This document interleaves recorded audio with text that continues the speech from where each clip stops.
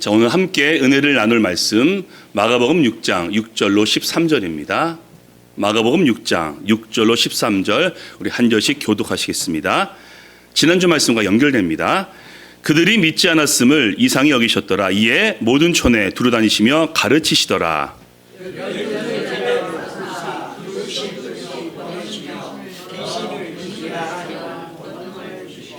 명하시되 여행을 위하여 지팡이 외에는 양식이나 배낭이나 전대의 돈이나 아무것도 가지지 말며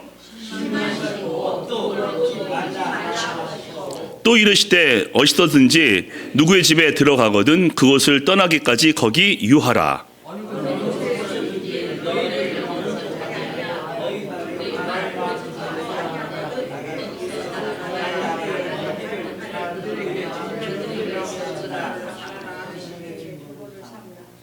제 아들이 나가서 회개하라 전파하고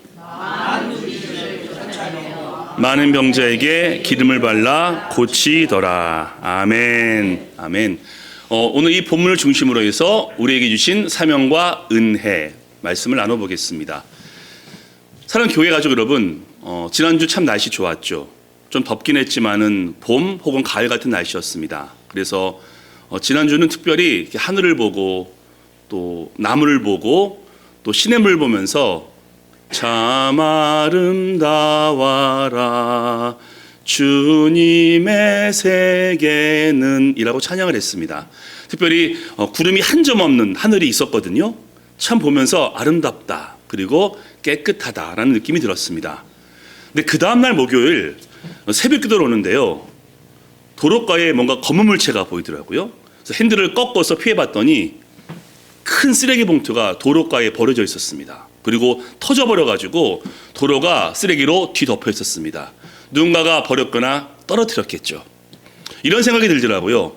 하늘을 보고 구름을 봐도 아름답다, 깨끗하다는 느낌이 드는데 왜 세상을 보게 되고 도로만 보아도 깨끗하지 못하니 무슨 이유 때문이겠습니까?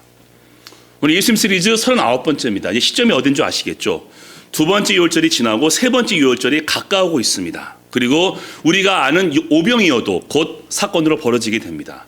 그동안 예수님은 예루살렘과 남쪽이죠, 가버나움, 북쪽을 중심으로 내가 하나님이다 라는 것을 선포하셨습니다. 또 지난주에는 나사렛, 고향에 가서 너희가 착각해도 나는 메시아다 라고 증거하셨습니다. 그리고 그 말씀이 오늘 이어지게 되면서 제자들이 등장합니다. 그들은 착각, 오해, 배척하지 아니하고 예수님을 따른 그러한 자들입니다. 그래서 오늘 마가복음 6장과 같은 사건이 기록된 마태복음 10장, 누가복음 9장 말씀을 함께 통합해서 하나님이신 예수님께서 우리들에게 말씀하신 사명이 무엇이며 무엇보다 우리에게 베푸신 은혜가 무엇인지 함께 나누기를 소망합니다. 아멘. 첫 번째입니다. 예수님은 회복을 위해 오셨습니다. 아멘. 우리가 하나님을 고백하는 많은 말 중에 창조주라는 고백을 가장 많이 합니다. 왜? 하나님은 이 땅의 모든 것과 우주 만물을 창조하신 분이기 때문에 우리는 그분을 창조주라고 믿고 고백합니다. 특별히 무에서 nothing이죠. you, something 혹은 everything을 창조하신 창조주가 우리 아버지 하나님이십니다. 근데 창세기 말씀 보시면요, 그분의 창조는 주로 눈에 보이는 것들이 많습니다. 빛, 궁창, 바다, 육지, 동물, 식물, 맨 마지막에 사람. 이때의 특징은요, 죄가 없다는 것입니다.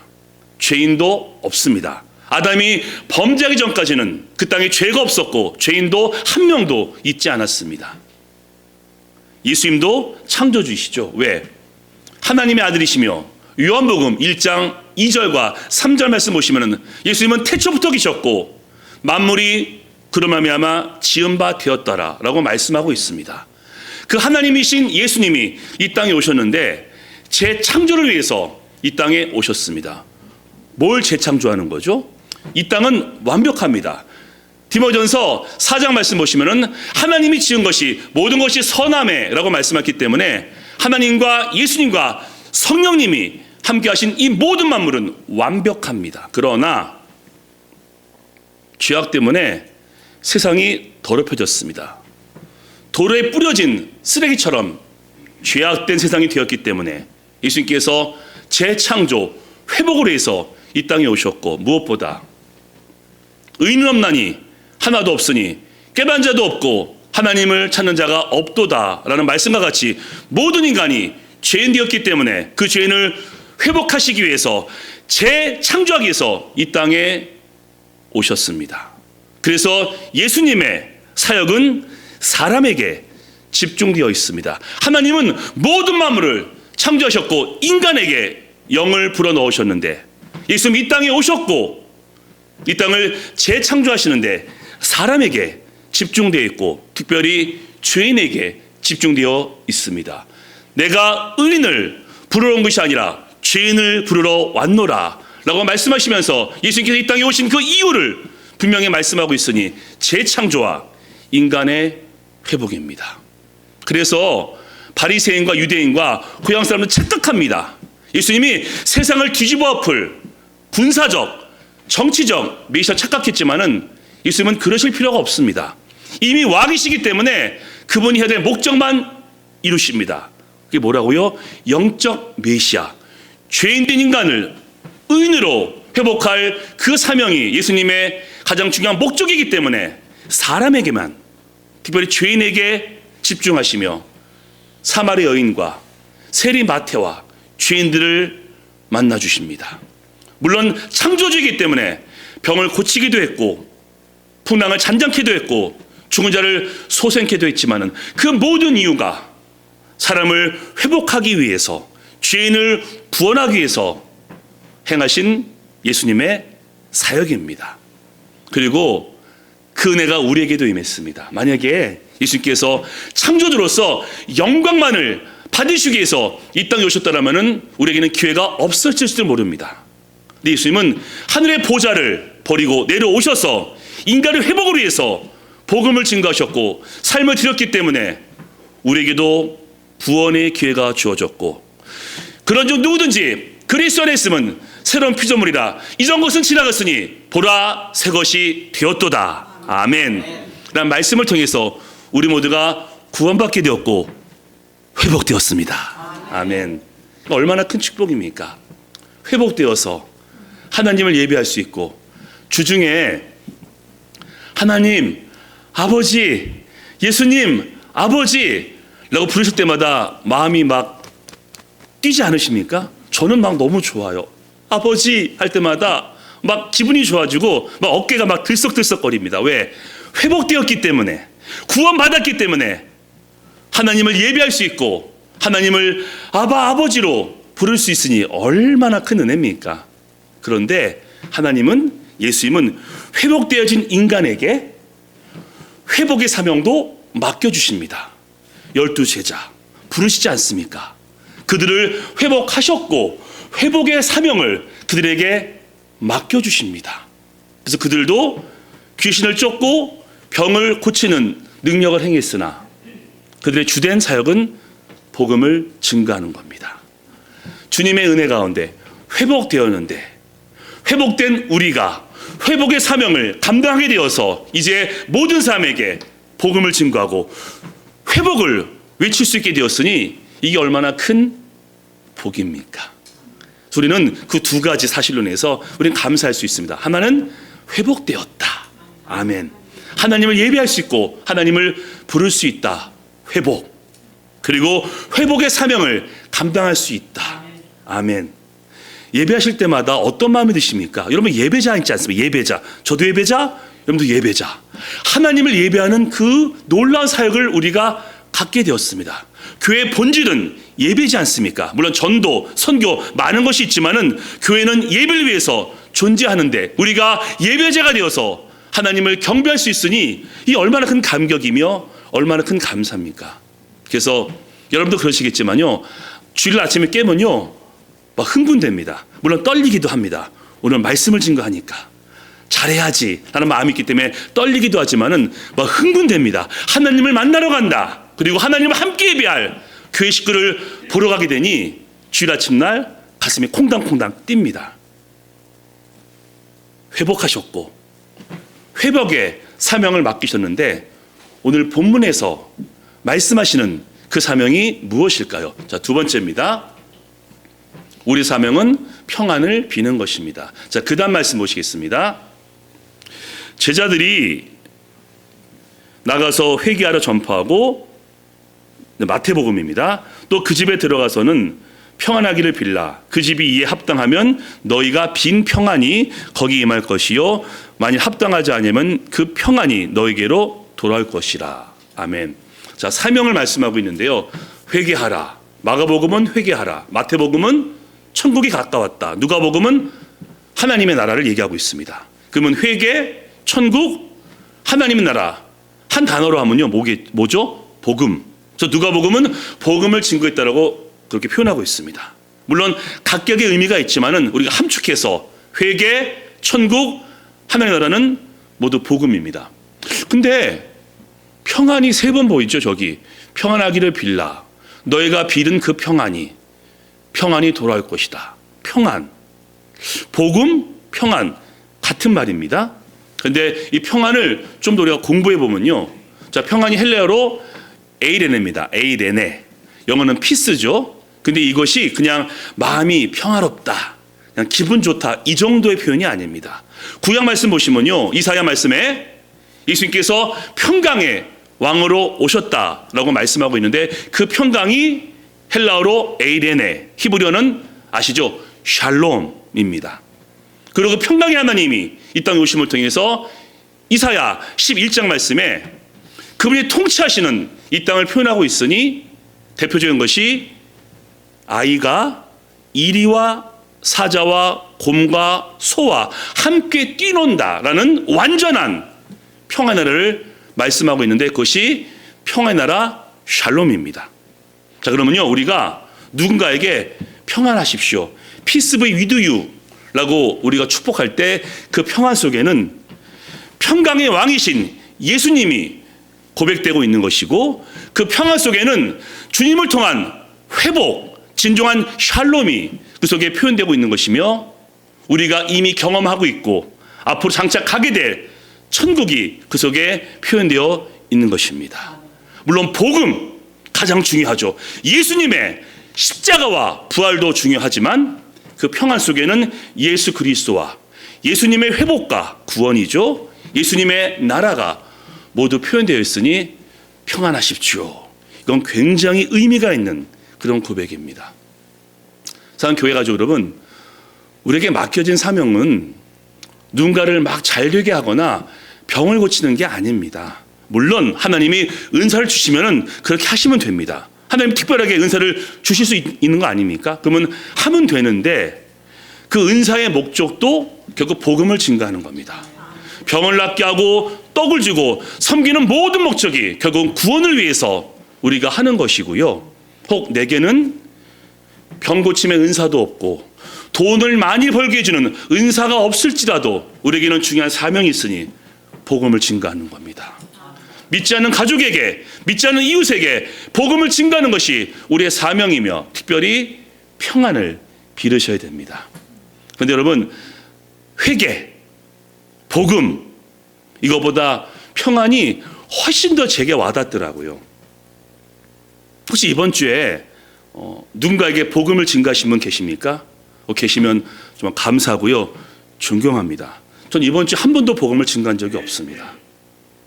복음은요, 일상생활에서 그렇게 흔하게 벌어진 일이 아닙니다. 근데 평안은요, 우리가 일상생활 중에서 많이 할 수 있는 것이 평안입니다. 이번 주에 평안을 많이 빌었습니다. 하루는 집에 우체국에서 직원이 왔고요, 소포를 놓고 가셨습니다. 소포를 제가 옮겨주면서 물이 필요하십니까? 라고 물어보았고 물을 주면서 한마디 했죠. God bless you. 마트에 가서 계산을 합니다. 직원분들이 계시죠. 안녕히 계세요 라고 말할 수 있지만은 God bless you 라고 평안을 빕니다. 그리고 아는 사람들을 만나게 되면은 기도 가운데 축복하고 또 격려합니다. Peace be with you. 평안이 있기를, 이라고 말입니다. 여러분, 이거 할 수 있지 않습니까? 복음은 물론 우리가 때를 얻든지 모두들이 증거해야 되겠지만은 저만 봤을 때 일주일 가운데 한 번도 못할 수도 있습니다. 하지만 평안은 빌 수 있습니다. 한 번 보고 못 볼 분에게도 God bless you 라고 인사할 수 있고, 아는 분을 만났을 때 복음을 증거할 기회가 아니라면은 복을 빌어주는 겁니다. 하나님의 은혜가 평강이 함께 있기를 원합니다 라고 복을 빌어주는 것입니다. 이제 우리 모든 교회 식구들 기회가 되시면 복음을 증거하시는데, 다음 주 누구를 만나게 되면은 God bless you 혹은 평안이 있기를 이라고 축복하시기를 주님의 이름으로 부탁드립니다. 아멘.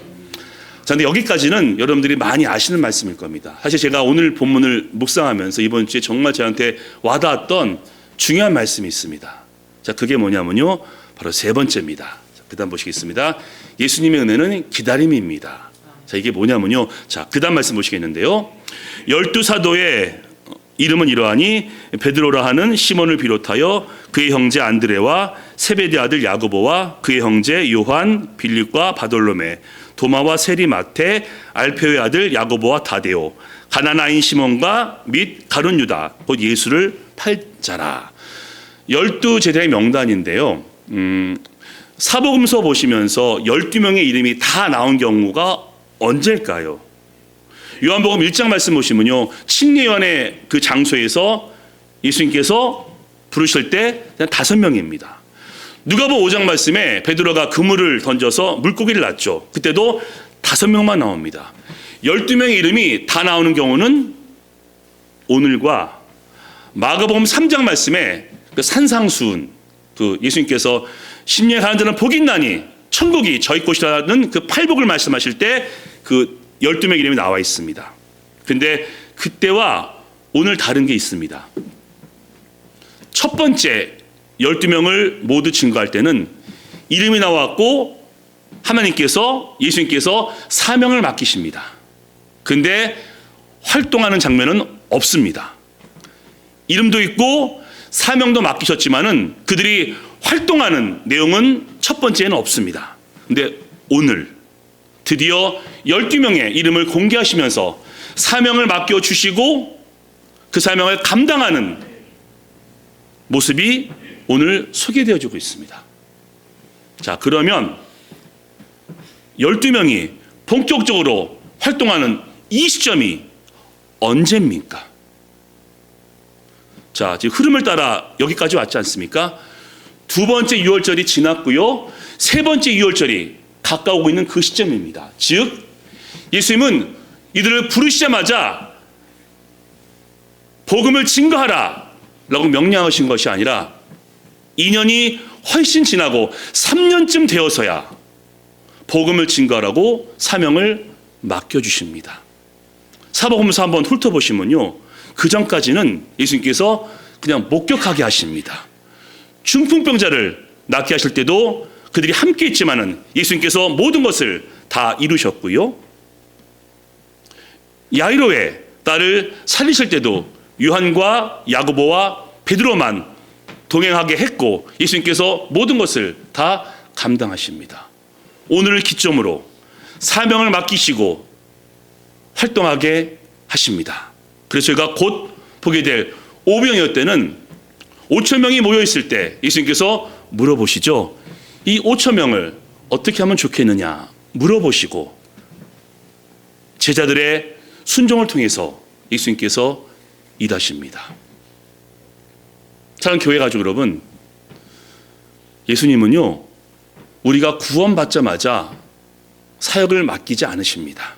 물론 바울과 같은 경우 다메섹 가는 길에 예수 만났고 눈이 떠지자마자 복음을 증거했는데, 갈라디아서 1장 2장 말씀 보시면요, 3년 동안 광야에서 하나님과 깊은 만남을 가진 후부터 본격적으로 사명을 감당합니다.